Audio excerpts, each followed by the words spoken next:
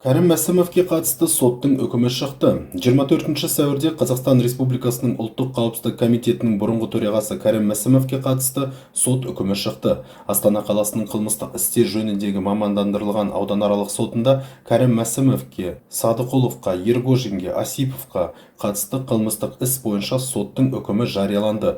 Айыпталушылардың қатысуымен сот істі өте құпия деген белгімен қарады.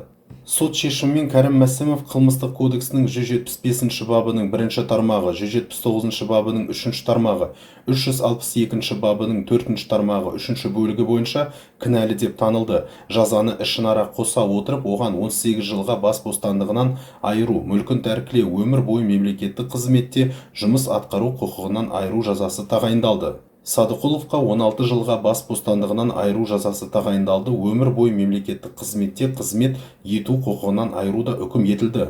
Ергожинге 15 жылға бас бостандығынан айыру жазасы тағайындалды, өмір бойына мемлекеттік қызметте қызмет ету құқығынан айырылды. Ал Осиповқа қылмыстық кодексінің 362 бабының 3 тармағы бойынша кінәлі деп танылды және оған мемлекеттік қызметте қызмет атқару құқығынан айыра отырып 3 жылға бас бостандығынан айыру жазасы тағайындалды. Кәрім Мәсімов, Садықұлов және Ергожин, Осипов сот генерал атақтарынан және мемлекеттік наградаларынан айырды.